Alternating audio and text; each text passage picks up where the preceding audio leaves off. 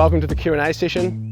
Thanks to everyone for asking questions, and we're going to run through them. We've got quite a few. We might not answer everyone's, so apologies in advance, but we'll try and get a general gist of all the types of questions we've got, so you guys get some more info that you might not know already. So let's rip into it. Firstly, Blaze Tech Media wants to know, when am I filming a freeride video? So that's something I'd love to do more of, is freeride stuff. I'm not exactly the best at freeride, but it's a passion of mine, and I got to film a few years ago with Dave McMillan, Jacob, Matt Begg, Elmo, and a crew up at Porters in the Alpine there, and doing some freeride lines, and it was probably the most fun trip I've done in the last few years. So more of that will come. I'm actually working on a secret project in the mountains at the moment, so that'll probably be released in the next year or so. We've got Sven Martin is wanting to know why I race in black and am I racing DH at Crankworks.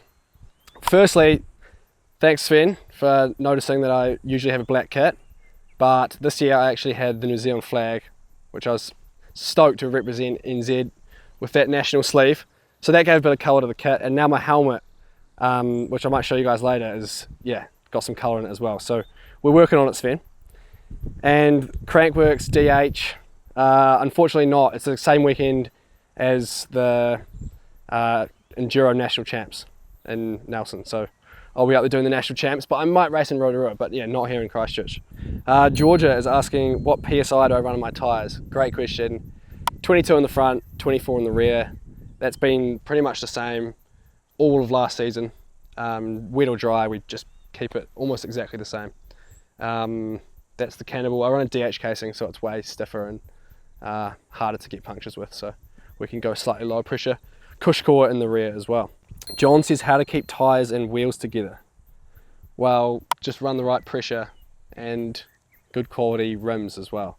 I usually train with carbons because they last for longer and they hold their shape, and then I'll race with alloys because they're a bit more savable. Like if you bend them, you can bend them back. If you dent them, you can repair the dent, whereas with carbons, if you smoke them, they're pretty much done. So that's why I run the alloys. But yeah, carbons have a way longer life than alloys. What was my favourite ride that I did in 2023? I think the Paparoa Trail in New Zealand is epic. Really enjoyed that as like more of a XC sort of ride. And then, yeah, definitely it would be somewhere in Europe probably. We did a really cool ride up the back of Chatel down into Champery in Switzerland. So yeah, that's probably my favourite. Snowy wants to know how to relocate a house. Good question. I recommend asking Ed Masters, because he's the expert there. I've tried it, it's pretty difficult. Connor Hamilton, longest distance you've jumped on skis, bike or car? Well, we'll start with skis. I don't know, probably like 100 foot maybe? What's that, like 30 odd meters? We used to do some pretty big sessions in the backcountry and also on the monster jump up at Cardi's. There's the big air jump up there, so that would be my biggest ski jump. Biggest bike jump, I'm not a huge jumper on the bike, but I've been through the Dreamline in Queenstown, and then the big jumps that Billy and the boys have built here at Cap. So probably that. And then in car, longest I've jumped a car, probably 20 meters. Nah, maybe 10 meters. But that was back when I was young and reckless. Brad Sloan wants to know what's on the to-do list at the moment and when's the working bee. That's the thing with the off season, definitely take some time off to do some personal projects and to kind of reset and give the brain and body a break from the training and racing. So do a few projects. I've been doing some renos, been building a veggie garden, concreting, fixing the driveway, reconcreting it. So I quite like that sort of building, physical landscaping work. And a bit of farming as well, helping out Derek Deans on the farm, which is heaps of fun. So yeah, that's kind of the projects, but they're all on the back burner now because we're going into the race season, so now it's just full-time training. We're back into the media stuff thanks to John, and yeah, TP's back on the tools, working hard, keeping this thing absolutely purring. So we've been doing already a couple test sessions this year, and yeah, back into the real work now. Someone wants to know the sag and the flip chip position for this bike. So the sag on the Stumpy it varies, but usually 25% is what we race on. So it's probably slightly lower than normal, but because it's a short travel bike, I like to have a bit more, sit higher on the travel, have more available. Flip chip is in the low position, so long chainstay with the low BB. Ra says, is enduro dying? I hope not. I don't think enduro will ever die as such. It's such a popular discipline. Like, if you meet anyone who's out on the weekend riding, they're most likely riding on a trail bike or an enduro bike. They're most likely riding enduro-y sort of trails. So it's not going to die. It might change form a little bit. It depends how well it's presented in terms of the racing, the World Cup, the media, how well that looks after it. But even if that fails it, I think there's still, the sport's so relatable for most people that the sport will stay strong, but it might just change face of the sort of competition circuit. So we'll see what happens there. Vivid or Super Deluxe? Great question. It depends really, like what feeling you prefer in the bike. I like to have something that's quite firm and progressive with heaps of mid-stroke support. Whereas a lot of people like to have that sort of coil feel, which is really plush, but not as much support. So I tried the coil on this and it felt amazing, but my times were a little bit slower because my style wasn't suited to it. So then we went to the Super Deluxe, and now we've gone to the Vivid, and the Vivid is probably in between the Super Deluxe and the coil. So I reckon it's basically the best of both worlds. But if you're someone who really prefers to have heaps of support and like a real ramp in your shock, maybe Super Deluxe is better. But yeah, so far the Vivid has been great on this bike. Lucas wants to know what weekly training looks like. Basically for me, Tom Bradshaw is my coach, so he does all the on-bike training, and Todd Andrews does my strength and conditioning. And both dudes are awesome. I really enjoy working with them. They're motivating, they let me be flexible, which is important because I don't often live a typical life. Like, I'm always doing random stuff, and they work in with me on that, which is awesome. But yeah, in 1 week I'll usually do pre-season, I'll do like 3 gym sessions, some longer rides, maybe 1 or 2 hard sessions, or a test session, like a downhill session. In season, I'll do way less gym, so like probably only 2 hours a week of gym. Maybe that's 2 sessions, 1 hour each, something like that. Whereas in the off season, I'll be doing more like 4 or 5 hours a week of gym. And then on the bike training in season, it's pretty much riding every day, sometimes twice a day. Usually in the morning, if I go out, I'll just do quite a short ride, like an hour, and then go out for maybe 4 hours some afternoons. Or I'll go out for an hour in the morning and another hour of sprints in the evening. And then we try and do like quite a lot of bike stuff, so chairlift laps, shuttles, downhill practice. As we get closer to the season, we do more and more of that on-bike practice. So it changes throughout the year, but definitely. And then I have 1 rest day a week as well. So 1 day where I can just basically do whatever I want, kick the feet up, or go and do some other activity if I'm feeling good. Tom's pretty flexible with that. So yeah, it's good to find a coach that actually suits how you want to live and train, because otherwise you're just, bashing your head against the wall. So you may as well have someone that is aligned with how you want to live. What's a good way to get into racing?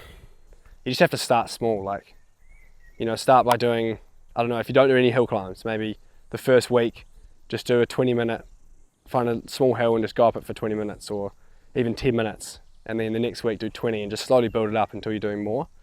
And also just get into the gym is always good for your strength, and work through it slowly. Like, go to the gym, don't go in with any expectations, figure out how the machines work, find out a few exercises that you like. If you see someone doing something that looks good, just ask them about it. Everyone's really friendly usually. So just ease into it would be my advice. And don't overdo it. Like, rest is actually often more important than training, how well you're resting. So your training means nothing if you don't rest and recover after. So yeah, ease into it and also enjoy it, make it fun, mix it up. I'm always doing different stuff. Sometimes I'm running, sometimes I'm in the gym, sometimes I go for a kayak. It's just like pretty random. So I think that's important to keep it fun. The Lyric versus the Zeb in the front fork of this bike. So I'm running the Lyric, and I've been running that the whole European season last year. Before that I was on the Zeb for 2 years, 2.5 years. So really like the Zeb, but we tested the Lyric, and on this bike, because it's a smaller, shorter travel bike, and the Lyric's running 160mm. When you're running 160mm on a Zeb, that's quite a kind of chunky Zeb with short travel, so it's super stiff. And it didn't feel like hard on my hands or anything, but I just felt like I could get onto my lines slightly easier with the Lyric because it's the shorter travel version. So I think with a bike that's like a 150, 140mm bike, the Lyric's perfect. But if I'm off on a 160mm or 170mm bike, rear travel that is, then I definitely would go back to a Zeb. So depends, I just match it to the bike and it works perfectly with the Stumpy Evo. How do you train arm pump on the longer stages? From Jacob. So honestly, you can do all the gym work, all the moto, all the whatever you want to do to train your forearms or your arms in general and your hands, but nothing compares to just riding downhill laps. So we'll go out on a test day and we'll just do 10 laps on like a 3 or 4 minute track and just do full laps. So we're not stopping, we're going top to bottom. If you can. If you can't, you got to try and go as far as you can, stop for a break, then keep going. But I always just try and go top to bottoms and do up to 10 of them in a day. And that's how you get your arms strong. And that only lasts for 2 weeks or a month. Like if you do that and then stop for riding for a month or two, you're going to come back and you're going to be back to square one. So I just do that right before the race season starts. Like the last month before, I'll just try and do laps every second day pretty much, and do full laps. If you can do longer laps, 6 minutes, 8 minutes, 10 minutes, that's even better. Most places only have a 3-minute hill that most of us ride at, so 3 minutes is still plenty. If you do 10 laps a day, you build up the fatigue. Be smart about it, don't do it so much that you're crashing, but just, the only way to get stronger is to practice it. How are you able to ride so fast? Well, sometimes I don't actually feel like I'm riding fast, sometimes I feel like I'm a beginner, and I think that is also something to be aware of and to appreciate, because we're not all good, perfect at everything.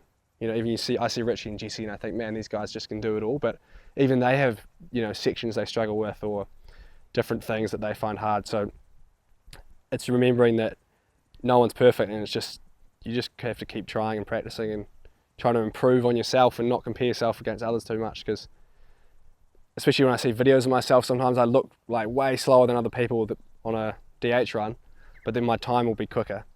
And it's just it's the average speed over the track. So you don't have to be the best in any section. You just have to be the best overall if you want to win, which is what most of us want to do. But yeah, you don't have to be lighting up, the rock garden. That's something I've always struggled with, is steep rock gardens. You don't have to be lighting up the rock garden, for example. You just have to get through that, and then there might be 5 really awkward tight corners. If you can do those 5 tight corners, there's no risk. Like if you crash on those, worst case, you might break your wrist. Usually you'll be fine. So those tight corners, if you can do those faster than the rock garden, you're gaining time where everyone else is losing it. So just focus on your strengths, keep working on those, and then try and eliminate any weaknesses.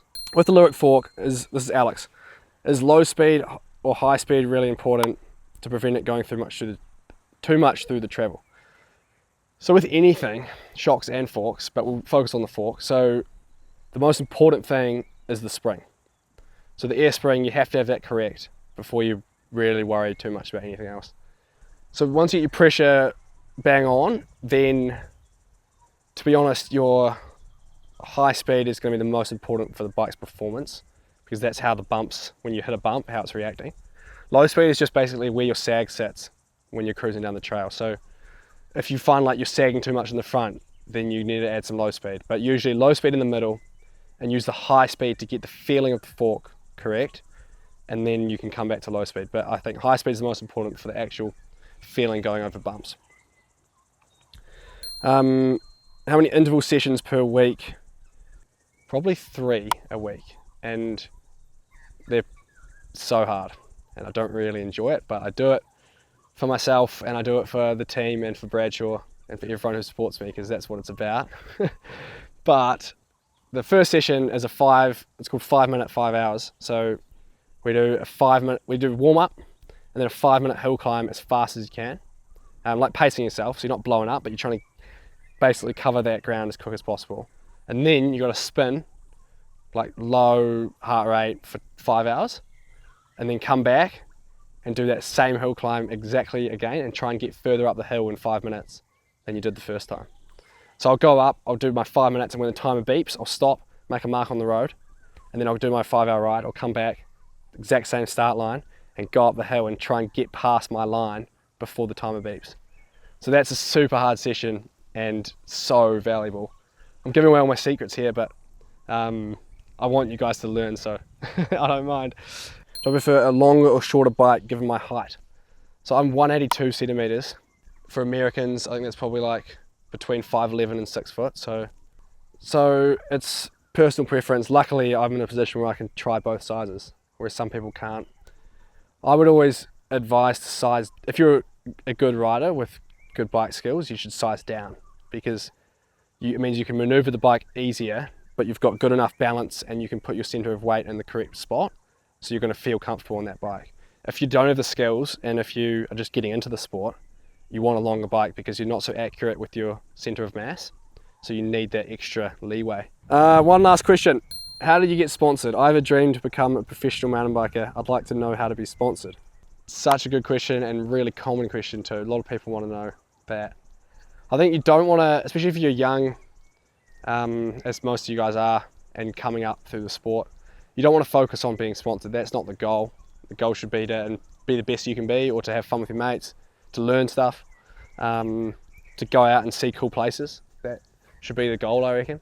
So don't worry about the sponsorship, and find something you're passionate about. If you like making videos, or if you're into photography or art or something, tie that in with your biking, tie that in with your sport, and that'll set a point of difference so that brands will want to work with you in the future. People will think that what you're doing is different and cool, because that's the biggest thing, is if you can stand out from the crowd. So that would be my advice. Keep doing the riding, having fun, but if you have a side hobby that you enjoy, like, you know, like my adventures and my skiing, so I keep doing that, and that makes me different than a normal mountain biker. And someone else might have, filmmaking as their hobby, so they'll make little clips of them riding and post those and make their own music for it or whatever. So that's something that I think people should keep doing. Yeah, thanks a lot for putting in all your questions. Thanks for listening and watching. Massive thanks to John for filming and putting this together, and Tom for getting the bike dialed. Also, just quickly like to say a big thanks to Specialized and all our team sponsors. Shram and RockShock are amazing, and the rest of the crew. Can't wait to see you guys out on the track and at the races. Like and subscribe, support us, send it to your friends, and yeah, keep in touch. Thanks.